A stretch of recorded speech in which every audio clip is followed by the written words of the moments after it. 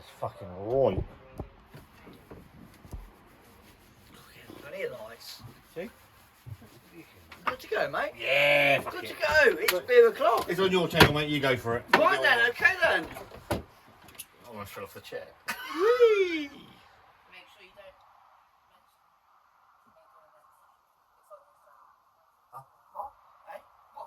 Anyway, yeah. Anyway, come on in. Beer review. Beer review. Away fixtures. Away fixtures. In the Shed of Dreams. Nightmares. With my good friend, Nightmares. Mr. Harris. These beer reviews. Have you had anything from Rivington before? The only thing I've had from Rivington, I think there was something in one of the supermarkets, and I can't remember what it was or if I liked it. It was a collab, I think. Yes, it was a collab. Right, anyway, standalone beer Doesn't from matter. Rivington Brewery out of Lancashire. In a 500ml can. There's not many breweries. Can I just that do say, apart from Rivington, nothing good comes out of Lancashire. that. Okay. Chris the Butcher. Alright, okay. Anyway, we're taking a look at a beer from Rivington Brew Co. Loving Is Easy, a West Coast IPA in a 500ml can. Yeah, there's not many brewers that put their beers in a 500ml can. Apart from Arbor, they go even bigger. Even bigger, 568ml. Daya. For month. Daya, Rivington. Rivington. There's only a handful really not that many. do that. So West Coast IPA, 6% ABV. Hop lineup in this one is Columbus, Tahiti, and Azaka Lupamax. And that was it. Is that something to do with the cinema? Sounds a bit sort of far out. Well, doesn't it? there are hops in there I've never heard of. Azaka? I've heard of Azaka. Azaka's good to go. Tahiti. Tahiti, New Zealand up, I think. Okay. I think. That's the guess. We like guessing. Well, but unusual lineup for a West Coast maybe. If it's got New Zealand hop, the one that perplexed me was I did something called The Lost Stars by Elusive, and they had a New Zealand build of hops. Now, for me, if it's a New Zealand hop build, A New Zealand West Coast IPA. it's the west coast of New Zealand. Certainly, it's not the west coast of America. It was very nice, but was it a traditional west coast? No. No. Anyway. Anything. Right, beer in the glass then. Hazy? It is hazy. Sort of amber. Amber, In this light, we've got like 3 lights and one's gone off. But it's not, it looks alright, mate. Yeah. Nice. Finger a bit of white on the top.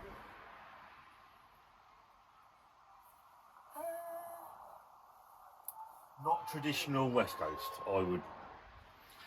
I mean, there's a smidgen of pine in there for me, but it's all a little bit leaning towards a New England sort of. Yeah, aroma. I would completely agree with that. And it has got that sort of more New Zealand vibe, sort of Nelson Sauvin, sort of around those sort of aromas. Anyway, that's all all right. right. Cheers, mate. Cheers.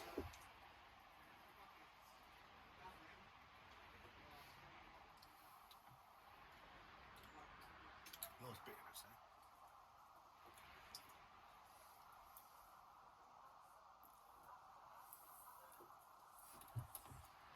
there. It's more juicy than I would normally put a West Coast.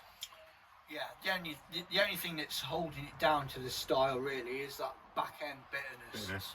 Up front, it's all New England.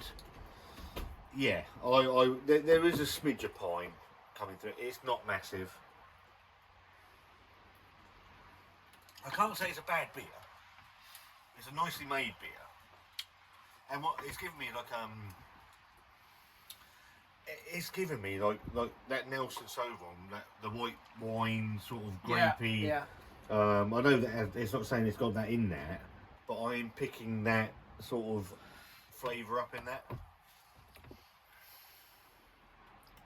It's not terrible. It's not a bad beer. I mean, yeah, Columbus. I mean, that's the default sort of hop in the West Coast. Yep.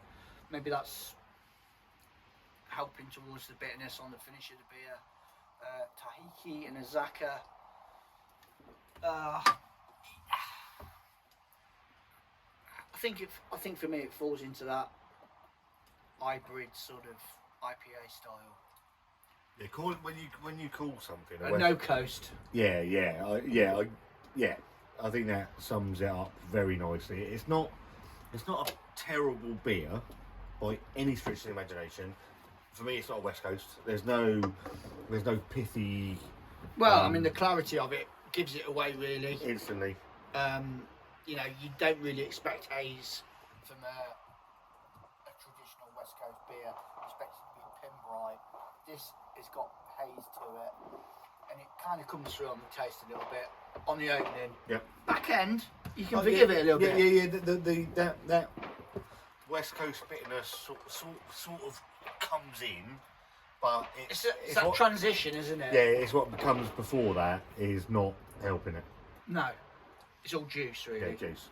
It's not a bad beer. If you called it I completely agree, a no coast mountain IPA, whatever you want to call that. That seems to be the trend, doesn't it? I think that would sit comfortably. Sits comfortably in the middle of that sort of best of both worlds. Yeah. Where you're getting the New England juicy sort of fruity, salivating sort of mouthfeel. It's a shame, really. And then the bitterness on the back end. It's a shame because when you call yourself a West Coast, obviously we both got a. You buy into it. And I've done it before with beers. I've bought it because I've seen West Coast IPA on the front of it, and I thought, yeah, I want that. I want that bitterness. And I haven't had it. No. All in all, it's been a nice beer, but it hasn't delivered what's on the tin. And I think this falls into that category. A good solid IPA. Is it a West Coast? Is it a true West Coast? Don't think it is. I think it's just an IPA. Yeah. The more I drink of that, it's just an IPA. It's just IPA. Yeah, and it's a very nice one.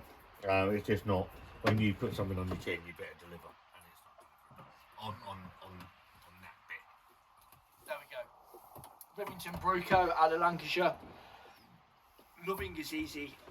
West Coast IPA. It's not. 6% ABV. Nice beer. Not getting no. No. Smooth as you like. West Coast. It's just not West Coast. See you on the next one. One done. I'm gonna get my